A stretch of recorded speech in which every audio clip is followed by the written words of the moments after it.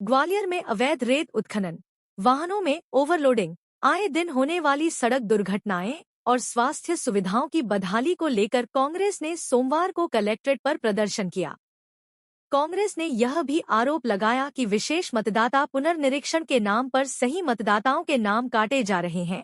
ग्वालियर में ऐसे 2 लाख मतदाता होने के आरोप कांग्रेस ने लगाए हैं, जिनके नाम जबरन मतदाता सूची से हटाए जा रहे हैं। उन्होंने एसआईआर की धांधली को लेकर भी बीजेपी सरकार पर आरोप लगाया है। कांग्रेस ने कहा कि अवैध रेत खनन से सड़कों की बदहाली हो रही है, वहीं इससे आए दिन सड़क दुर्घटनाएं हो रही हैं। ओवरलोड डंपर और ट्रैक्टर टोली से लोग टकराकर अपने जीवन का जोखिम उठा रहे।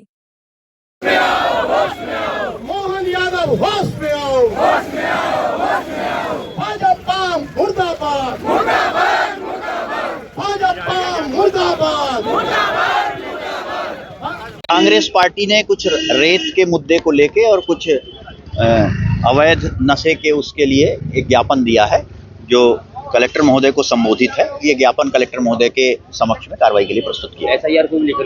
एसआईआर को लेकर मौखिक उनने बोला है कि जो बीएलओ वगैरह जा रहे हैं वो थोड़ा अच्छे से काम करें, उनको और निर्देशित किया जाए कि वो विधिवत कार्य करें और भरे हुए फाड़ लें। उसके संबंध में जो मौखिक रूप से उन्होंने बताया है, उसके संबंध में सभी बीएलओ को आवश्यक निर्देश दिए जाएं। ये रेत माफिया को लेके हमारे अध्यक्ष जी और हम पूरी टीम और कांग्रेस यूथ कांग्रेस और जिला कांग्रेस कमेटी पूरा यहाँ पे देने आई है। और फिर मुख्य मांग क्या है? मुख्य मांग एक तो ये एसआईआर को लेके भी है। एसआईआर का बीएलओ आप किसी की सुन ही नहीं रहे, आम जनता की सुन ही नहीं रहे, ऐसा लग रहा है बीजेपी के एजेंट है। और दूसरा हमारा क्या कहते हैं, ये अपना जो रेत माफिया जो 5 दिन आपने एक्सीडेंट हुआ, मौत हुई जो, उसको लेके गुंडागर्दी शहर में आप देख ही रहे हैं, बिल्कुल फैली हुई है।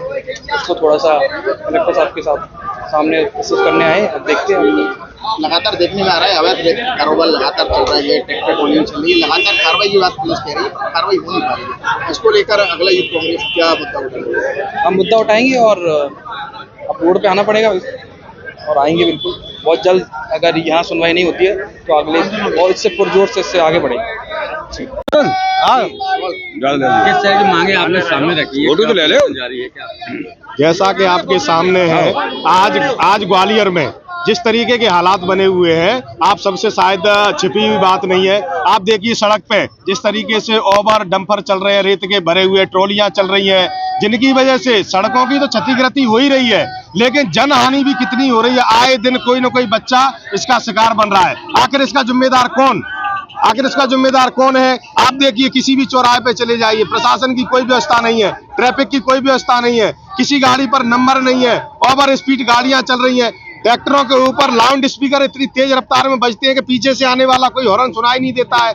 ऐसा ही आज वोट बैंक की बात करिए, जो एसआईआर के फार्म भरे जा रहे हैं, उनमें 2-2 लाख रुपए का 2-2 लाख वोटों के डिफरेंस दिखाई दे रहे हैं आपको। आखिर वो कहां से?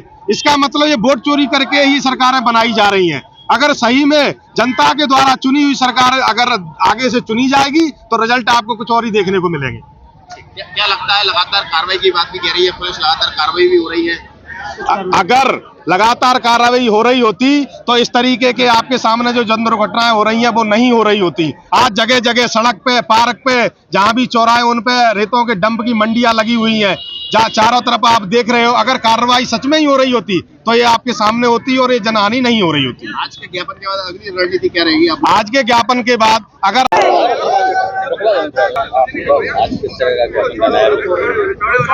आज हमने ग्वालियर की जो बदहाल स्थिति हो गई है, चाहे कानून व्यवस्था हो, चाहे स्वास्थ्य व्यवस्था हो, सब व्यवस्थाएं खत्म हो चुकी हैं।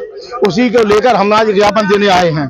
अभी हमारे रेत को लेकर, ट्रॉली को लेकर अभी 4-5 बच्चे हमारे खत्म हो गए और केवल जो ओवरलोडिंग ट्रॉलियां आ रही हैं, रोड के किनारे ट्रॉलियां खड़ी होती हैं, जिससे दुर्घटनाएं हो रही हैं। हम अपने बच्चों को खो रहे हैं। एक हमारा पॉइंट वो है। दूसरा है स्वास्थ्य में अभी हमने देखा, हमारा एक आदिवासी छात्र मेडिकल कॉलेज की छत से गिर गया और वो खत्म हो गया, उसकी अभी तक जांच नहीं हुई। 2 तीसरा 5 साल का बच्चा शिवजी प्रसाद के यहाँ लापरवाही की वजह से उसकी मौत हो गई।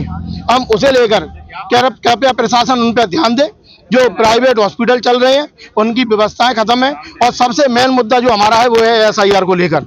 एसआईआर को लेकर हमारे जो बीएलओ हैं वो काम नहीं कर रहे हैं, कहीं पे फार्म 1 दे रहे हैं, कहीं पे फार्म 2 दे रहे हैं, कहीं बिल्कुल उसमें गड़बड़ियां हो रही हैं। जो भारतीय जनता पार्टी के बीएलए हैं उनके हिसाब पे काम किया जा रहा है। हमने प्रशासन से कहना चाहते हैं कि बिल्कुल इस पर रोक लगाएं, नहीं तो कांग्रेस पार्टी इससे भी बड़ा आंदोलन करने जा रही है।